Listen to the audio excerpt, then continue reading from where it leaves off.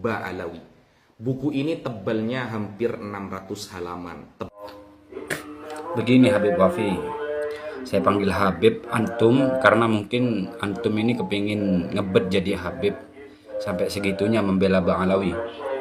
Padahal sudah jelas-jelas dalam data-data dalam kitab-kitab sudah terputus nasab mereka itu. Begini, 7.000 halaman pun dari buku itu, ataupun 1 juta ulama pun di Indonesia yang mengkata pengantari di buku itu sudah dibantah oleh Gus Hasan, Kiai Ja'far, dan Kiai Abdul Ghalib Syahuri. Di dalam bukunya tidak absahnya nasab Ba'alawi, dalam buku beliau-beliau sudah dibantah. Tapi kalau menurut saya sendiri, pembicaraan antum itu, Beb, meskipun 70 juta ulama Indonesia, meskipun 70 juta halaman di dalam buku itu akan dikalahkan dengan 2. Yang pertama, Naqobah yang ada di Irak. Naqobah yang ada di Irak itu tidak mengisbat nasab Ba'alawi. Yang kedua, di Son'a, di daerahnya Habib sendiri, di kandangnya Habib itu sendiri, yaitu di Yaman, itu tidak mengisbat nasab Ba'alawi. Bagaimana ceritanya kok dua ini, Naqobah 2 ini adalah pencatat nasab sadah dari dzurriyyah Nabi Muhammad SAW. Bagaimana kok tidak mencatat? Nah, itu kan menjadi pertanyaan. Itu buku sampean itu sudah dijawab dengan, kalau menurut saya, 2 ini jawabannya, menjawab buku-bukunya sampean itu.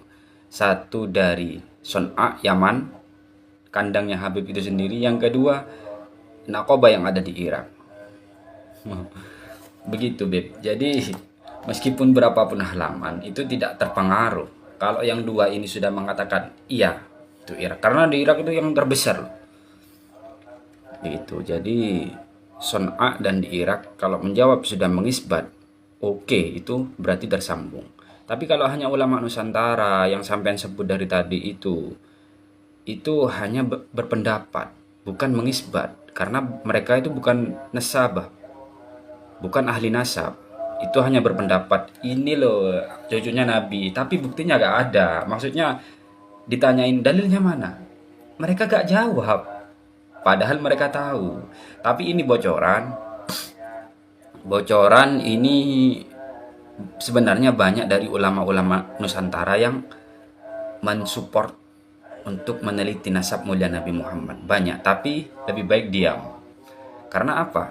Karena sayang kepada santri-santrinya yang udah banyak gitu. Kadang ada yang sudah berbesan-besan dengan Habib-Habib itu.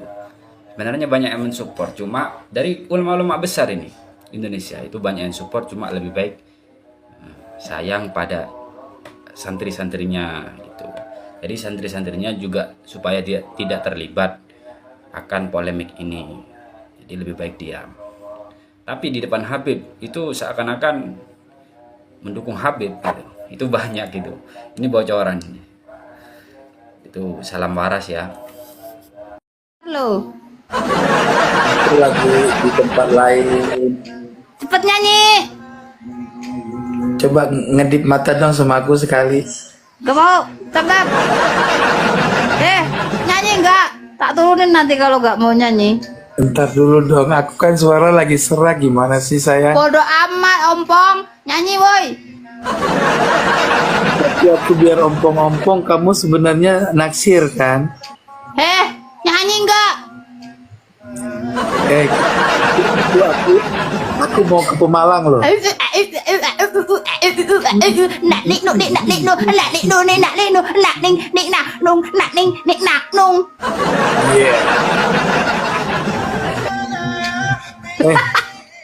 Aku mau ke Pemalang, kita ketemuan di Pemalang yuk. Gak mau. Siapa lo? Sorry ya. Aku kan muridnya Abah Lutfi. Gimana sih? Siapa? Lo muridnya Abah Lutfi? Iya dong. Gimana sih? Tap layarnya mana Bu Gimat? Passwordnya apa? Asu. Napoleon, kamu ya? Aku belum dikasih, tunggu korea udah dikasih. Kamu gitu. Udah nggak setia sama aku. Tap, cepetan, tap nih. Mumpung ada Tengku Kori nih. Nyong. Nyong. Kok manis banget sih sekarang, Nyong? Makasih Mas Fakih. Siapa itu Napoleon mah nggak setia. Napoleon mah payah. Ini kan aku. Nyong, kamu kok tambah manis aja sih? Ah, kalau begitu mah jelas itu. Kayak kucil kebo kalau begitu. Ntar dulu. Pak, kamu ngapain? Nggak tahu saya. Makasih Mas Brima. Jangan. Aduh, Bang Teguh Kori. Gimana, Nyong?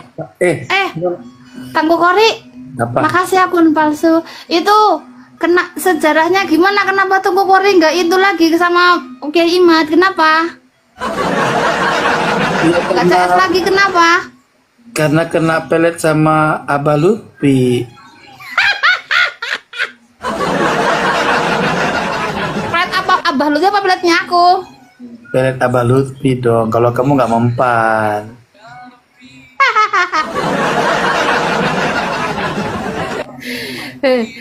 Teguh Kori nggak dikasih arpat ya? Iya kan Abah Lutfi yang salah. Masa gua nggak dibagi alpat? Hah? Tap boy, tap. Ini Teguh Kori kayaknya nggak punya paket data deh, nge-lag. Lah. Masa nggak punya paket sih? Kita kan orang kaya. Amin, kaya yang berkaya Teguh Kori. Aduh, Bang Zen naik, Bang Zen. Nih ada Teguh Kori nih.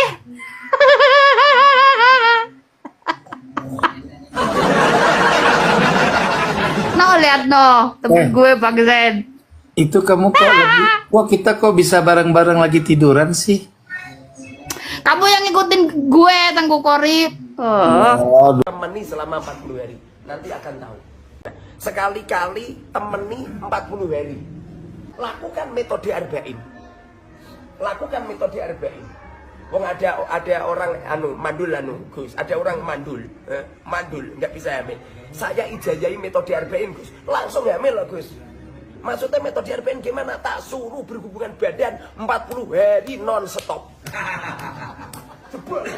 Makanya kalau ada orang ampuh jaduk, dibedil dor, dimadaan benda, caranya ditembak nyampe 40 kali. Jebol mau tembak. Jebol. Ya terima kasih. Assalamualaikum warahmatullahi wabarakatuh. Waalaikumsalam. Assalamualaikum. Waalaikumsalam. Malaysia atau Indonesia nih? Indonesia. Ya. Assalamualaikum. Apa kabar? Waalaikumsalam warahmatullahi Ini wabarakatuh. teman kita yang lain juga berasal dari Afrika Selatan. Oke. Masih keturunan dari Jerman. Di sini aku belajar bahasa Arab di Darul Mustafa. Rencananya hanya setahun, tapi setelah 1 tahun berlalu, aku suka tempat ini dan menetap di sini. Alhamdulillah. Oh ya? Ya. Yaman As-Said, tempat yang menawan.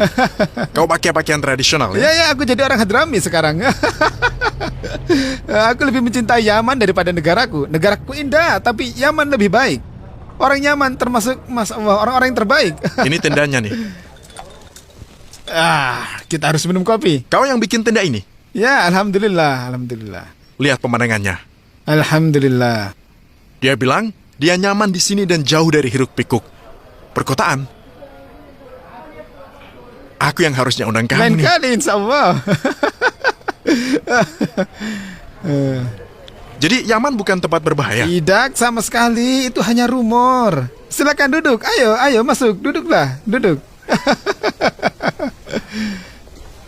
Kau harus menuang pakai tangan kiri agar kau bisa memberikan cangkirnya pakai tangan kanan. Ya. Apa maksudnya menggoyang cangkir itu? Artinya sudah cukup itu. Bismillah.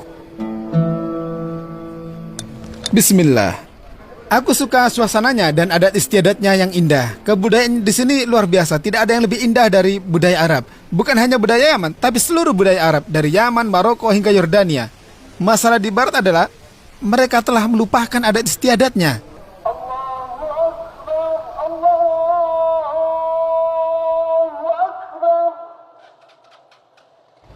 Ini Masjid Al-Mihdhar terletak di kota Tarim, ibu kota kebudayaan Islam. Di sana terdapat 400 masjid.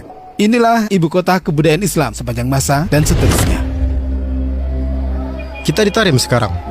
Kita bertemu pria ini secara kebetulan. Dia dari Afrika Selatan, di sini, di Tarim. Senang bisa ketemu. Assalamualaikum. Waalaikumsalam. Apa kabar, bro? Alhamdulillah. Kamu? Aku baik. Jadi kau tinggal di Yaman? Betul banget, alhamdulillah.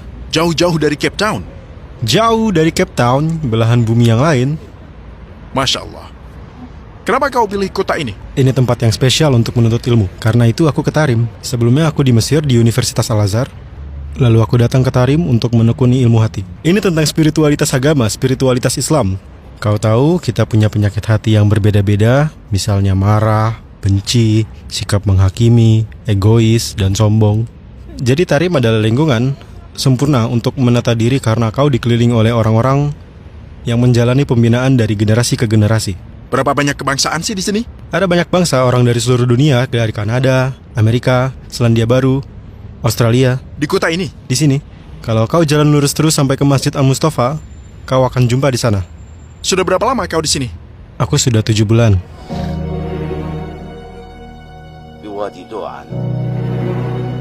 Hari berikutnya, kita melintasi lembah Hadramaut menuju Wadi Duan. Kita di kota Al-Hajrain, di atas dataran tinggi. Ini kota Al-Hajrain, terletak di ketinggian 950 meter. Tujuannya adalah dalam rangka menghindari banjir. Karena lokasinya ada di lembah. Dengan populasi sekitar 4.000, diakui sebagai kota yang strategis dalam sejarah kuno Yaman dari masa kerajaan Hadramaut sampai kekuasaan Himyarid. Kau kipernya? Tampak seperti sebuah pulau. Ada jembatan antar rumah yang menghubungkan tiap keluarga. Lihat tempat kita sekarang. Letaknya di puncak gunung seperti desa bergantung. Kau tidur di sini di rumah lumpur yang indah di tepian puncak gunung. Ini semua lembah. Perjalanan kita berlanjut setelah selesai dari Wadi Duam. Kita akan tidur di sini, lalu lanjut ke ibu kota Hadramaut. Itu di tepian kan? Ya, tepian gunung. Lihat gunungnya. Turkamar di Yaman. Kau harus lihat keramahan penduduk Yaman. Sungguh menakjubkan. Mereka bilang jika Sana'a kota terindah di Yaman. Tapi kita belum selesai. Masih ada episode berikutnya. Kita baru di Hadramaut di daerah selatan. Seperti apa pemandangan dari sana ya? Inilah pemandangan dari sini nih. Menurutku inilah kolam renang paling tinggi di Yaman. Kau bahkan tak bisa jumpai yang seperti ini di Arizona. Kita tidur di sini, di puncak gunung. Ini pemandangan kita hari ini.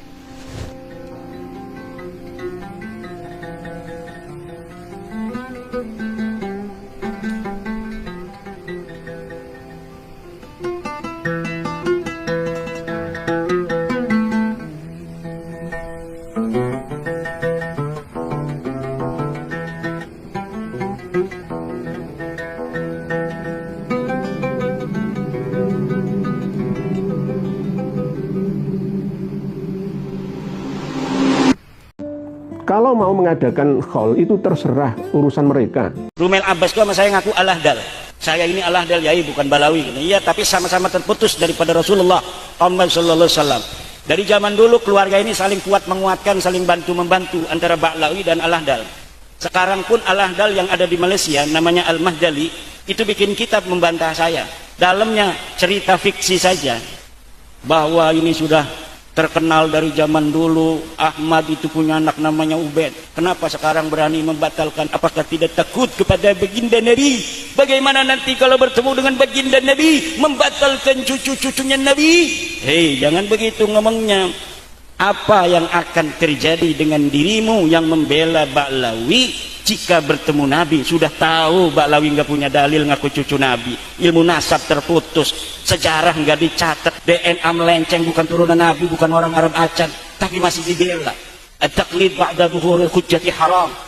Ini saya hadirkan datanya. et alios ignotos. Dalam bahasa Latin disebutkan begitu. Jadi dokumen internal ada, dokumen eksternal ada. Begitulah seharusnya cara membuktikan nasab yang benar. Harusnya muncul belakangan. Tapi dokumen itu nggak ada sama sekali. Kalau kita berpikir waras, nalar kita jelas. Seharusnya untuk melacak nasab Nabi Muhammad SAW itu dokumennya agak susah. Karena lebih tua. Lebih mudah untuk melacak nasab Ubaidillah. Karena era belakangan. Tapi itu pun dokumen mengenai nasab Ubaidillah nggak jelas seperti sejelas nasab Nabi Muhammad SAW. Dokumennya tercatat rapi. Nah sekarang persoalan mengenai nasabnya Ubaidillah. Itu tokoh historis atau tokoh fiktif? Masih diperdebatkan. Dokumen eksternal ada nggak? Tidak ada. Dokumen sezaman ada nggak? Tidak ada. Lalu bagaimana kita harus berhujjah kepada non kalangan Ba'alawi? Harus menghadirkan dokumen-dokumen itu. Kalau tidak, cukup diimani. Silakan diimani. Tapi tidak perlu memaksa kelompok lain untuk harus percaya itu. Karena dokumen sepihak. Jadi kalau Anda bertanya, apa sih manfaatnya diskusi nasab? Banyak banget. 1.